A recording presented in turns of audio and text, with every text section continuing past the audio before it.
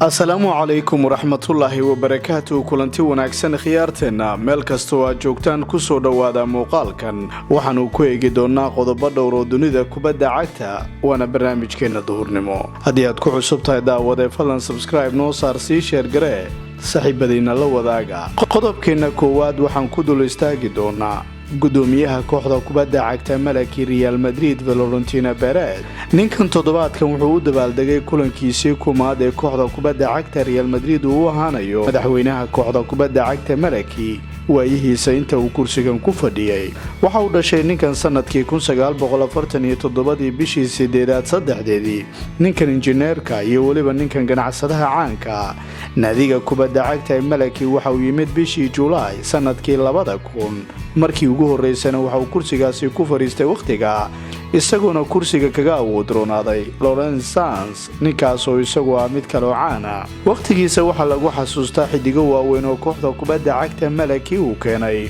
Ronaldo Nazario, David Beckham, Zinedine Zidane iyo Luis Figo. gaar ahaan Luis Figo oo qisadiisa ay noqotay mid hadalayn badan dhalisay ilaa maantadana sheekadiisa ay taagan tahay. maalinta waxaa la xasuustaa ninkan qaabkii uga soo afduubay kooxda kubadda cagta ee Barcelona 11 bishii Juulaay ayay ahayd markii doorashooyinka intaan la gelin ninkan uu hor istaagay warbaahinta isla markaana uu ku yiri waxaan doonayaa inaan idiin sheego haddii aan noqdo gudoomiyaha ama madaxweynaha kooxda kubadda cagta Real Madrid Figo waxa uu ahaan doonaa laacib kooxda kubadda cagta Real Madrid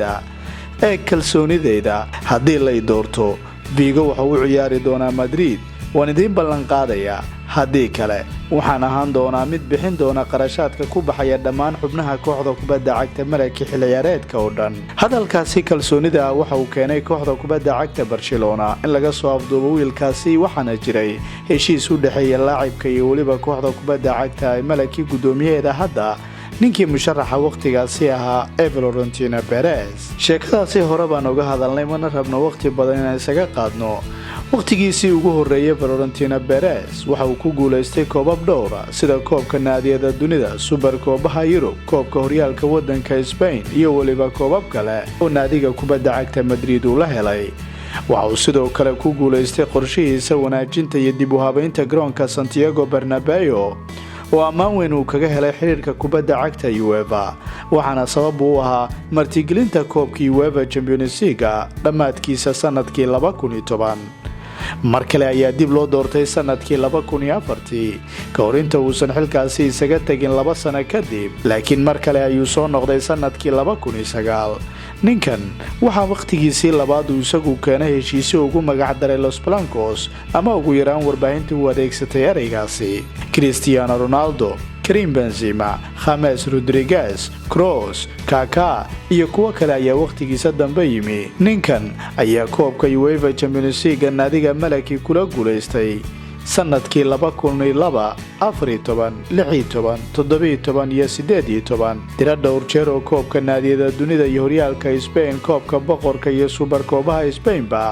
waxaana naadigu ay ka dhigtay mid iyadu magaceeda iyo sumcadeedu ay sii ziyaado sababna ay u ahayd dhaqaale fara badan kooxdu inay soo galaan xidiga badanna kooxda akademiyadeeda laga soo saaro. geesta kale Florentino Perez gudoomiyaha kooxda kubadda cagta ee Real Madrid waxa uu ku guuleystay in wanaajiyo kooxda kubadda kolayga ee naadiga Madrid oo tiro dhowr jeer qaaday horyaalka wadanka Spain iyo koobab kale oo wadankaasi laga dhigo. sidoo kale koobabka Yurub ayay u tartameen kuna guuleysteen koobka Intercontinental, horyaalka kubadda kolayga wadankaasi tiro ka badan 6 jeer, koobka boqorka tiro taalamida 5 jeer oo Super Koobaha Spain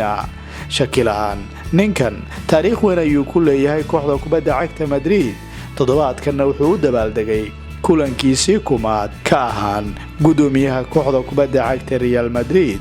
haddii aad tahay taageere Madridista ama aad tahay mid kale oo koox kala taageera maxaad ku sifayn lahayd ninka sifada dawacada la siiyay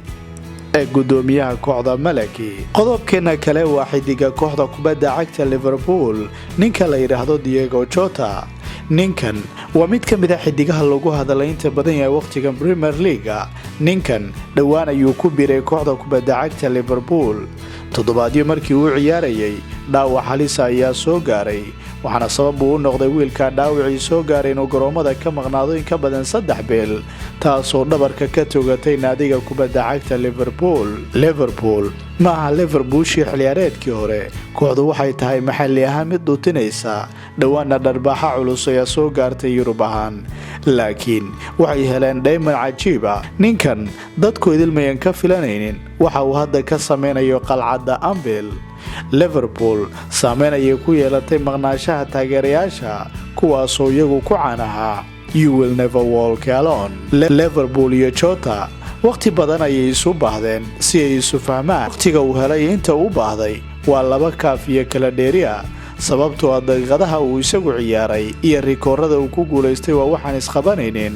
sidoo kale Portugaleskan waxa uu siiyay awood dheeraad oo kooxda kubadda cagta Liverpool dhanka weerarka iyadoona Jota uu qalqalgeliyay xidigaha weerarka kooxda kubadda cagta Liverpool sida Mane, Firmino iyo Mohamed Salah ninkan markasta uu la soo geliyo waa caawinaya ama waa dhalinaya waana wax halis ku abuuray cid kasto mucaarad ku ah wiilkan in badan oo kamid ah cushaaqda kooxda kubadda cagta Liverpool waxay aaminsan tahay ninkan haddii uu joogi lahaa isla markaana dhaawac uusan saameyn ku yeelan in meesha hadda ay joogto Liverpool marna aysan joogteen qaar kale waxay qabaan sanad kale haddii uu ku sii qaato naadiga kubadda cagta Liverpool in kabta dahabka goolalinta aysan ka fakan doonin xidigan waa shardi haddii uu helo booska koowaad ee kooxda kubadda cagta Liverpool daawade Jota wacdarada uu ka dhigayo Anfield maxaad ku sifayn lahayd ima qaybta ugu dambaysa toddobaadkan waxa la ciyaari doonaa mid kamid ah kulamada ugu xiisaha badan dunida bal kulanka koowaad ee loogu daawashada badan yahay dunida kubadda cagta kulankan waxa uu yahay naadiga kubadda cagta Barcelona iyo waliba Real Madrid kulanka ay ciyaari doonaan waxaana la yiraahdaa Clasico hore baan uga soo sheekeynay macnaha iyo waliba magaca uu leeyahay kulankan iyo waliba waxyaabo badan oo labada naadi ay ku soocan yihiin laakiin maanta waxaan rabaa inaan ka hadlo kaliya hal xidig waana xidiga cajiibka wiilka la yiraahdo Alex Muriba qadartu waxay imanaysaa marka ugu horeysa wiilkan daada yar isagoo kooxda koowaad lagu soo daray laakiin toddobaadkan wuxuu fursad u heli karayaa inuu ka hortago naadiga kubadda cagta Real Madrid isla markaana uu ciyaaro Clasico-diisii ugu horeysay su'aashu waxay tahay hore miyuu u soo ciyaaray wiilkan ayaa waxa uu yahay xidig daayar laakiin haddana daayarada kooxda kubadda cagta ee Malaki Madrid ayuu ka hortagay waqtiga waxa la xasuustaa hat-trick inuu ka dhaliyay macnaha 3 ley ayuu ugu shubay naadiga kubadda cagta ee Real Madrid shabaqeeda mid kamid ah goolashaasi waxa uu ahaa mid uu ka tuuray meesha laga baasto kubaddaas oo ahayd kubad la baasay loona dhibay kadibna uu toosistay si toos ugu tuuray shabaqa iyadoo meelna aysan u leexan ay dhex degtay shabaqa kooxda Real Madrid wiilkaasi maalinta hat-trick ka dhaliyay ciyaartii 5 ee koobka ahayd ee Madrid ee Barca daayiradoodu dhex martay ayuu xusuus ahaan u haystaa waxaana toddobaadkan isagu u ciyaari doonaa kulankiisii ugu horeeyay ee Clasico waa haddii kooxda koowaad fursad u helo kumana u ogolaado mustaqbalka wiilkan maxaad ka filanaysaa daawade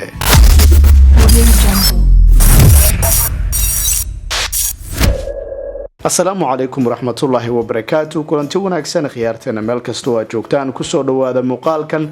qodobkeena ugu horeeya barnaamijka intaan galin waxaan ka codsanaynaa daawadeena subscribe noo saartay si share gareysay saxibadiina la wadaagtaan qodobka ugu horeeya maanta wuxuu noqon doonaa sharcigii la sheegay shalay toole in la laalayo ee ahaa qanuunka sharciga dhaqaale wanaaga ama financial fair play taasoo ku saabsan in kooxaha marka dhaqaale fara badan banaanka aysan ka keenin taasoo ku saabsan in kooxuhu dhaqaale fara badan iyagu suuqa ay gelin kareenin sababo ku aadan marka sharciga dhaqaalaha iyo imbalance loo sameeyo lacagaha dakhliga ee soo xaroonaya iyo waliba kuwa marka la isticmaalayo marka la eego waxa la tilmaamaya in sharcigan dhaqaale wanaaga ee aad ka dharigsantiin isla markaana lagu haystay Man City, Paris Saint-Germain labadii naadi ugu dhibanaa sanadihii la soo dhaafay sharcigan ayaa waxa uu yahay mid xadadaya dakhliga aad suuqa gelinaysid gaar ahaan kooxaha markaasi dhaqaale fara badan uu soo galo way gelin karayaan intii soo gashay in la midab ay suuqa gelin karayaan ama ka badan 30 milyan lacaga markaa ku dhadhow marka la hadii aad gelisid marka laago lacag hadii aad gelisid lacago ka badan lacagihii ku soo galay waxay tahay mid aad ku dhibaatoon doonto naadiga kubadda cagta Man City sanadii la soo dhaafay wada aragteen lacaga fara badan bay suuqa gelinayaan waana waxa ay dalbanayeen kooxaha Real Madrid iyo Barcelona isla markaana intuba ay lahaayeen naadigan waxa laga